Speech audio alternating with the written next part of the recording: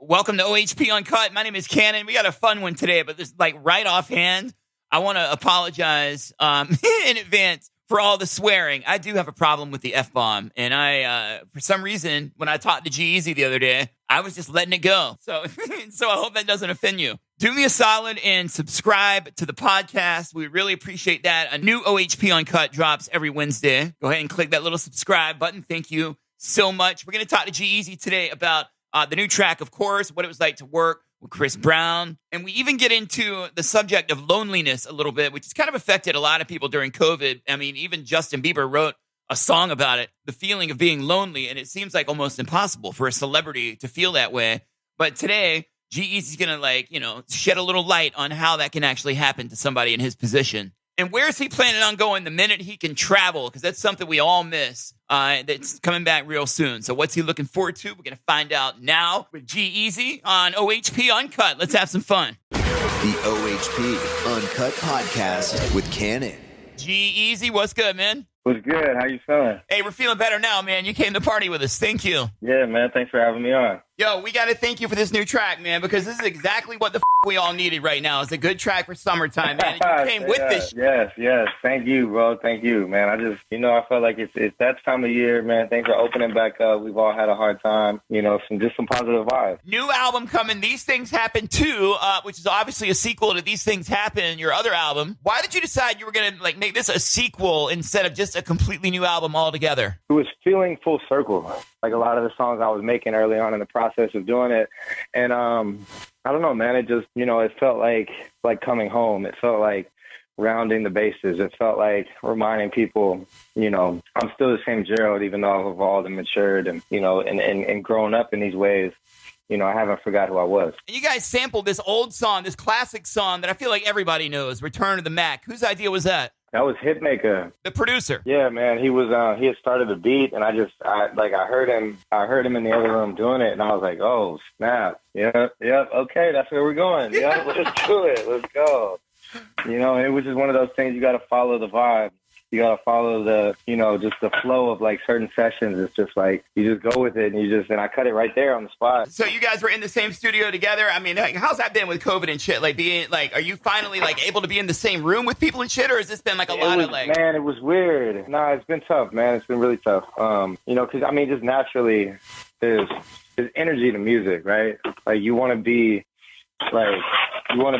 in a space with people when you work, you know what I mean? Yes. It's like bouncing ideas off and just like, so, it's been hard, man. But, for this particular time, he came out to work for a few days, man. We all got COVID tested. It was just like, it was like a trustable, safe place and stuff. But man, it's been a challenge. I'm reading the lyrics here in Break from LA, and a lot of celebrities talk about feeling lonely at times. And a lot of people that aren't famous would go, that's fucking impossible. Like everybody loves them and adores them and kisses their ass and is around them at all times. Talk a little bit about how and why someone in your position can feel that way. I mean, it's, listen, I'm somebody who's incredibly grateful for the position I'm in my life. I never take a day for granted, and all the blessings that have come my way and, to be in this space in my career. But nonetheless, everything is relative, right? And this comes with its own challenges. But, it's crazy how you can be alone in a room full of people. Your experience is different than everybody else in the room. Yeah, you live a different life. It's very tough for someone that doesn't live like you do to relate to the unique set of challenges and shit that happens to you every day. It's not like a normal person's universe. But what about if you have a lot of famous friends that are other artists like you? Do you find that's probably where you're most comfortable? Yeah, man. I mean, we get to relate in that type of way. But I'm somebody who I lay pretty low these days, man. And it's just my homies I've known for years and years that hold me down, that, who I spend the most time with. When you do feel lonely, how do you deal with it? Like how, a lot of us have felt that way in lockdown, so maybe we can, identify in some way. But yeah, for sure. I mean, for me, my artistry, being able to go into my studio that's something I think about almost every day. Is like, you know, the benefit of having a studio in my home. Yeah. Something I can never take for granted. Yeah. You know, being able to go down there and all of a sudden that music keeps you from feeling lonely because at least you get that. And that's probably like that's obviously, it goes without saying, that's your easiest way for you to express yourself is through the lyrics and the music, right? Absolutely, man. That's my, you know, how I connect with the outside world. Would you say that maybe even, well, let me ask you this. Who's your best friend? My music.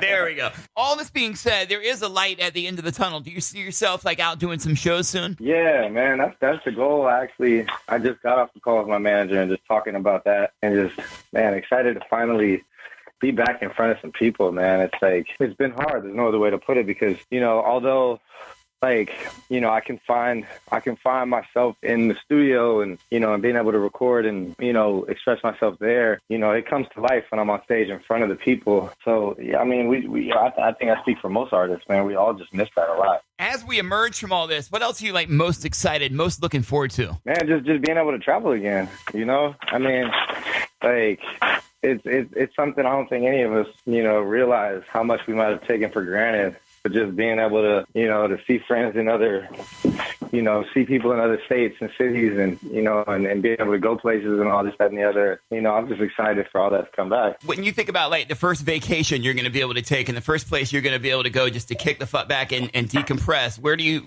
envision yourself going? What are you looking most forward to for that? Man, I love Hawaii. I would love to get back to Hawaii, but really, man, I miss Tokyo. I miss Europe.